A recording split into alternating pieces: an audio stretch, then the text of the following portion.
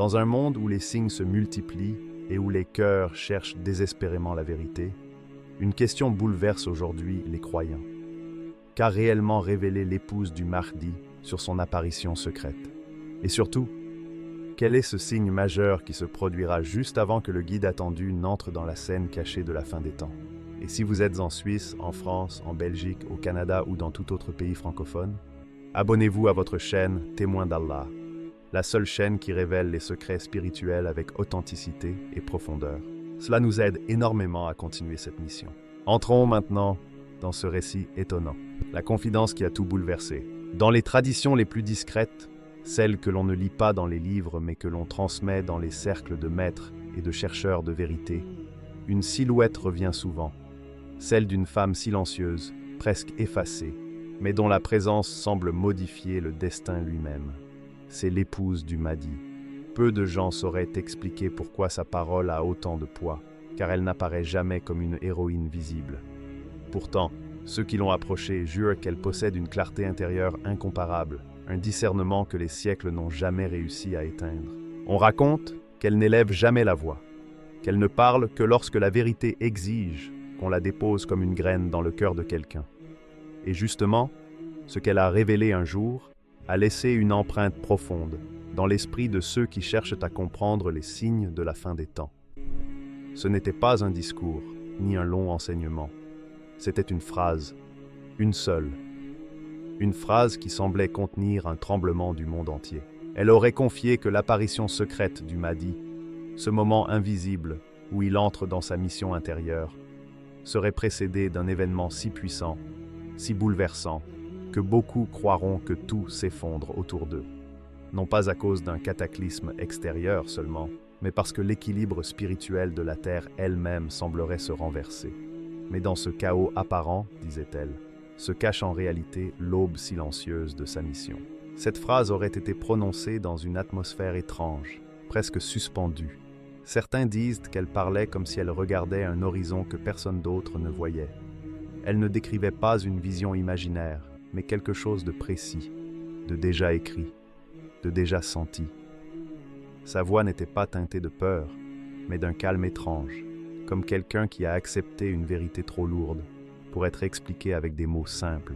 Mais que signifie exactement cette apparition secrète? Beaucoup confondent ce moment avec la manifestation publique du Mahdi, celle où son nom sera proclamé et où la communauté le reconnaîtra enfin. Mais ce n'est pas cela. Ce dont elle parlait appartient au domaine de l'invisible, le moment précis où le Mahdi reçoit intérieurement l'ordre de son Seigneur, où sa mission commence sans que personne ne le sache vraiment. Ce n'est pas une scène publique, c'est un basculement dans l'inconscient du monde, un frémissement dans l'âme des croyants les plus sensibles. L'apparition secrète est un point de rupture silencieux. Avant ce moment, le Mahdi est un homme vivant parmi les hommes, éprouvé, préparé, guidé. Après ce moment, il devient autre chose, un guide invisible, un centre spirituel, un héritier du destin qui avance sans bruit. Ceux qui ne voient que les événements extérieurs ne remarquent rien. Ceux dont le cœur est éveillé sentent pourtant quelque chose changer, quelque chose se tendre dans l'air, comme un fil invisible qui se met à vibrer. L'épouse du Mahdi, selon ses récits, aurait été la première à percevoir ce changement. Non pas avec les yeux, mais avec une sensibilité intérieure rare, comme si son âme était reliée à celle de son époux par un fil inaudible aux autres. On dit qu'elle ressent les mouvements de son destin comme d'autres ressentent les changements du vent. Quand l'ordre divin approche, elle sent le poids du monde se déplacer, comme si une porte s'ouvrait dans l'invisible. Elle n'a jamais prétendu connaître l'avenir. Elle n'a jamais cherché à impressionner qui que ce soit. Mais cette confidence, cette simple phrase qu'elle laissa échapper, fit naître une compréhension nouvelle. L'idée que le premier signe de l'apparition du Mahdi ne sera peut-être pas une guerre, ni un tremblement de terre, ni un phénomène spectaculaire, mais un bouleversement intérieur ressenti par ceux qui ont un cœur pur. Le signe majeur qu'elle a annoncé, quand elle parla de ce signe majeur, ceux qui l'écoutaient eurent l'impression qu'elle décrivait non pas un événement lointain, mais quelque chose qui pouvait se déclencher n'importe quand, au creux de n'importe quelle âme. Ce n'était pas un signe visible, bruyant ou spectaculaire. C'était un mouvement intérieur, presque imperceptible, mais capable d'ébranler tout un cœur. Comme si le monde spirituel, d'un seul souffle, venait rappeler à l'humanité que le destin avance même quand personne ne le voit. Elle décrivait ce signe avec une lucidité qui troublait. Elle disait qu'avant que le monde ne se transforme, avant que les nations ne se bousculent, avant que les événements extérieurs ne s'enchaînent, il se produira un choc silencieux dans la vie des croyants. Un choc tellement intime qu'il serait d'abord pris pour une épreuve personnelle, avant d'être compris comme un phénomène global. Ce signe, expliquait-elle, commencera par une fatigue spirituelle inhabituelle. Pas une simple lassitude, mais une sensation profonde, étrange, comme si les cœurs se heurtaient à un mur invisible. Ceux qui prient sincèrement sentiront que leur élan se heurte à une résistance mystérieuse, comme si le monde de l'invisible s'assombrissait soudain. Même les plus déterminés auront l'impression de marcher dans un brouillard épais. Cette fatigue ne sera pas un manque de foi, mais au contraire, un appel caché destiné à réveiller ceux qui ne dorment jamais vraiment. Elle évoquait ensuite la montée des injustices. Pas seulement des injustices politiques ou économiques, mais des injustices qui dévorent les âmes, mensonges normalisés, tromperies banalisées, humiliations récurrentes, vérités étouffées, oppressions qui ne choquent plus personne. Elle disait que ce paroxysme sera le signe que l'équilibre du monde a basculé. Les cœurs sincères ressentiront cette pression comme si la société entière se penchait du mauvais côté. L'injustice deviendra si visible que même ceux qui refusent de regarder devront détourner les yeux. Mais le signe le plus marquant, selon elle, sera l'impression que le monde entre dans une nuit profonde. Pas une nuit de silence, mais une nuit de confusion, où tout semble perdre sa signification. Les croyants sensibles se réveilleront un matin avec la sensation étrange que quelque chose s'est éteint, comme si la clarté d'hier était devenue l'obscurité d'aujourd'hui. Ils ne sauront pas expliquer d'où vient cette impression, mais elle s'imposera avec la force d'une évidence. Le monde a changé, même si rien n'a encore explosé. Et pourtant, c'est au cœur de cette nuit que surgira quelque chose d'inattendu. Elle disait que soudain, chez ceux qui sont éveillés, une lumière intérieure naîtra. Une lumière douce, discrète, mais stable, comme un point lumineux dans un paysage obscur. Ceux qui la ressentiront comprendront qu'elle ne vient pas d'eux-mêmes. Ce n'est pas une illumination intellectuelle, ni un moment d'optimisme. C'est une impulsion invisible, quelque chose qui semble murmurer à l'âme. Tiens-toi prêt. Cette lumière n'aura rien de spectaculaire, mais elle sera irréversible. Une fois allumée, elle ne s'éteindra plus. Elle insistait sur le fait que ce signe n'est pas un événement physique. Il ne ressemble à aucune catastrophe. Il ne provoque pas de cris, ni de panique, ni de fuite. C'est un signal spirituel, un appel envoyé simultanément aux âmes capables de l'entendre. Elle disait que ce moment est un déclencheur, un point de bascule imperceptible pour le monde, mais colossal dans les cœurs. C'est l'annonce invisible que le Mahdi vient d'entrer dans sa phase secrète, que sa mission intérieure a commencé, que les roues du destin commencent à tourner. Selon elle, ce signe marque le début de son mandat divin. Non pas le mandat visible, celui qui embrasera le monde, mais la mission souterraine, silencieuse. Le moment où il n'est plus simplement un homme préparé, mais un guide caché, déjà en marche. Ce signe, disait-elle, sera la clé que les croyants authentiques reconnaîtront sans que personne n'ait besoin de la nommer. Le rôle mystérieux de l'épouse du Mahdi. Il existe dans la vie de certains hommes une présence discrète mais décisive. Une présence qui ne se mesure ni par la force des paroles, ni par la visibilité des actes. Une présence dont la puissance se manifeste dans les zones silencieuses, là où l'histoire ne s'écrit pas avec de l'encre, mais avec de la lumière. Dans la destinée du Mahdi, cette présence porte un rôle unique, celui de son épouse. Peu de récits s'attardent sur elle, car son importance ne se trouve pas dans le spectacle, mais dans l'invisible, là où tout devient vrai. L'épouse du Mahdi n'est pas décrite comme une femme ordinaire. Les maîtres spirituels la présentent comme une âme, façonnée par les épreuves, purifiée par les années, et dotée d'un sens du discernement que peu de cœurs possèdent. On dit qu'elle n'est pas seulement un soutien, mais la gardienne d'un secret, la sentinelle silencieuse d'une mission qui dépasse les limites humaines. Elle n'accompagne pas le Mahdi comme une épouse accompagne son mari. Elle l'accompagne comme un miroir accompagne une lumière. Elle reflète ce qu'il doit protéger. Elle absorbe ce qu'il doit préserver. Elle anticipe ce qu'il ne peut pas encore voir dans le monde extérieur. Les anciens maîtres parlaient d'elle avec une admiration particulière. Ils disaient « Certains hommes combattent dans l'arène de la vie, mais certaines femmes combattent dans le sanctuaire de l'invisible. » Son rôle appartient à cette seconde catégorie. Son existence même est une guerre silencieuse, non pas contre des ennemis visibles, mais contre les ombres spirituelles qui cherchent à détourner le Mahdi de sa préparation intérieure. Parmi ses responsabilités mystérieuses, la première est de préserver le secret de son identité. Elle connaît la valeur du silence. Elle sait que révéler quelque chose trop tôt pourrait bouleverser l'équilibre du monde. Elle porte donc le secret de son époux, comme on porte un trésor fragile, non pas par peur, mais par conscience de la mission immense qui repose sur ses épaules. Cette retenue, ce sens du timing, cette fidélité au secret, fait d'elle la première barrière contre les forces qui tentent de deviner ce que Dieu cache. Ce rôle devient encore plus impressionnant lorsque l'on comprend que la charge du Mahdi n'est pas seulement politique ou sociale, mais profondément spirituelle. Avant même qu'il ne se montre au monde, il traverse des tempêtes intérieures, des nuits d'interrogation profonde, des moments où le poids de la mission semble presque insoutenable. C'est là que son épouse intervient. Elle est son appui intérieur, celle qui absorbe une partie du fardeau, celle qui ramène l'équilibre quand la mission menace d'ébranler le cœur humain de celui qui doit guider. Elle ne porte pas la mission, mais elle porte l'homme qui la porte. La troisième dimension de son rôle est l'une des plus mystérieuses. Elle discerne les signes que les autres ne voient pas. Il faut comprendre que l'apparition du Mahdi n'est pas un événement soudain, mais une montée progressive, une orchestration divine faite de signaux, de symboles, de synchronicité. Beaucoup passent à côté de ces signes, absorbés par le bruit du monde. Mais elle les reconnaît. Non pas parce qu'elle a un savoir particulier, mais parce que son cœur est accordé à celui du Mahdi.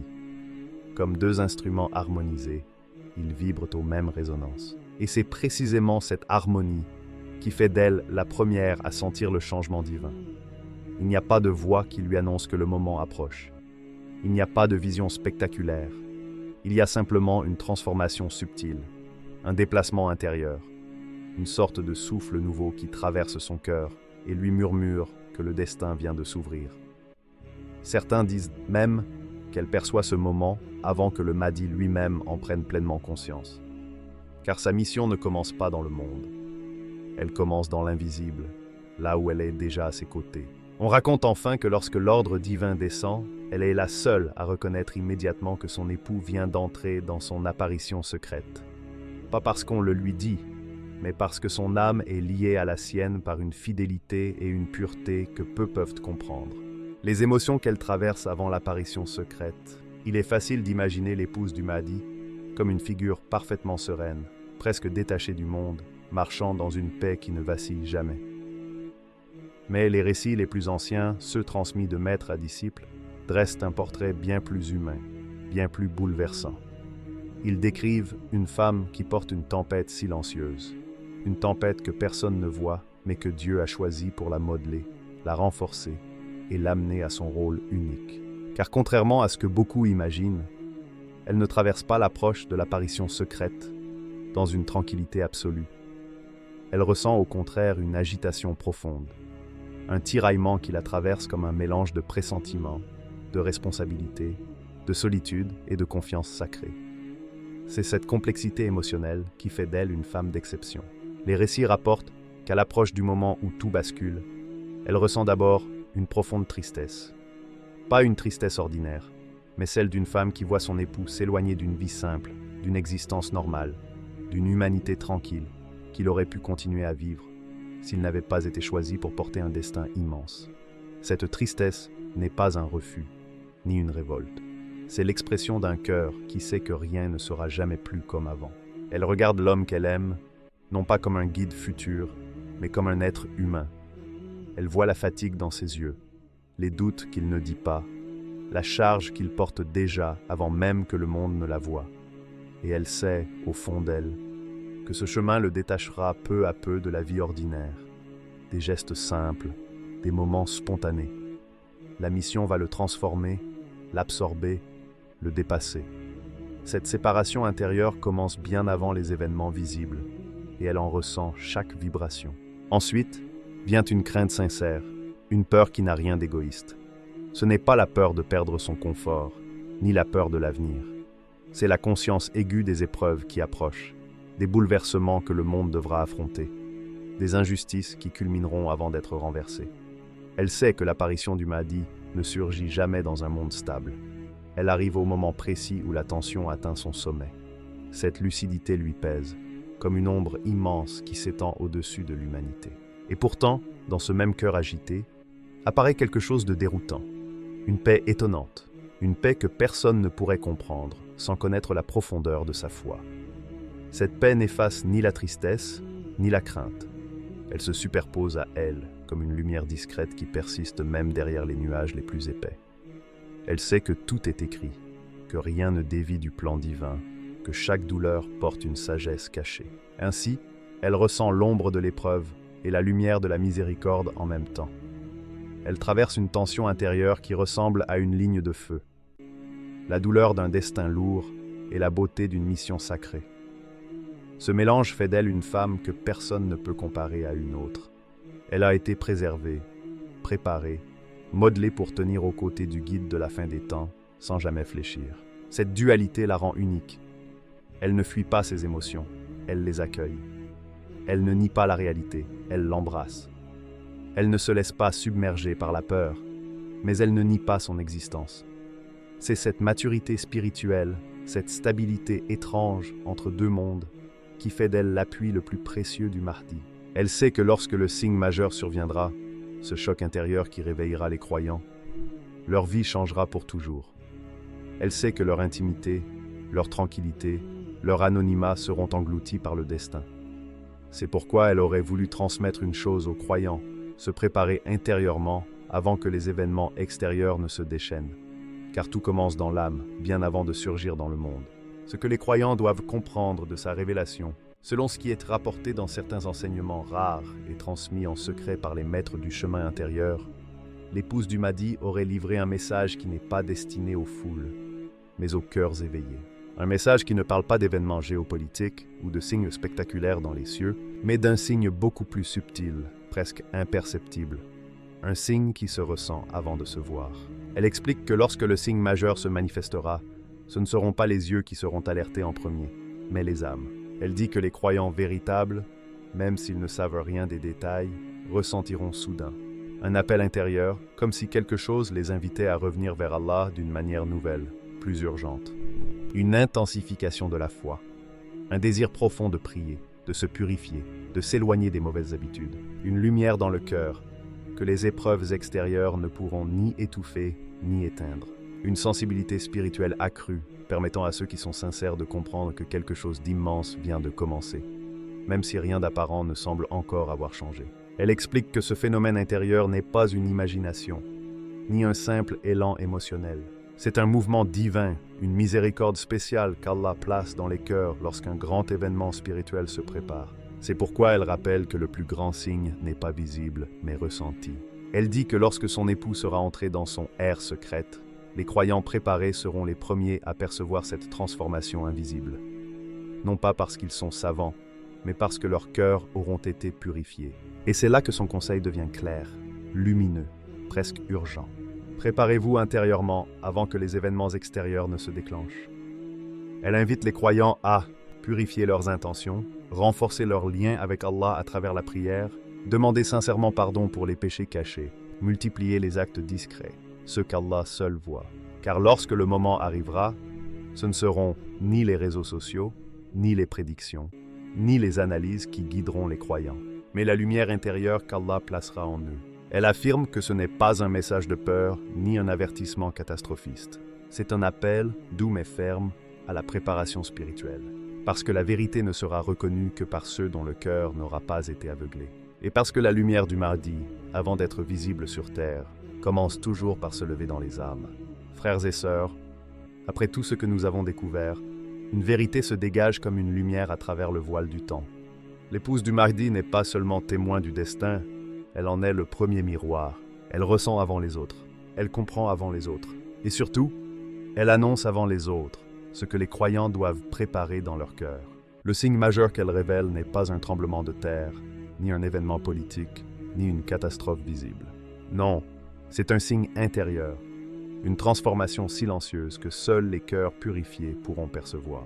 Un appel d'Allah, discret mais irrésistible, qui précédera l'apparition secrète du guide attendu. Et ce message, elle ne l'adresse pas à une élite. Elle ne le réserve pas aux savants ou aux gens de science. Elle le destine à tous ceux qui cherchent la vérité, à tous ceux qui espèrent, à tous ceux qui veulent être prêts. Elle nous dit « Purifiez vos intentions, nettoyez vos cœurs, revenez vers Allah avant que les événements extérieurs ne vous y obligent. Car quand le moment arrivera, et Allah seul connaît l'heure, ceux qui auront éveillé leur cœur seront les premiers à reconnaître les signes, les premières à comprendre que le cycle s'est ouvert, les premières à sentir que la miséricorde descend et que l'histoire s'accélère. Alors, ne cherchons pas seulement la connaissance, cherchons la purification, cherchons la sincérité, cherchons la lumière intérieure, parce que le Mahdi ne sera pas reconnu par ceux qui regardent, il sera reconnu par ceux qui ressentent. Que Dieu nous accorde un cœur clair, une intention pure, une foi solide, et qu'il fasse de nous ceux qui verront, comprendront et suivront la vérité quand elle se dévoilera.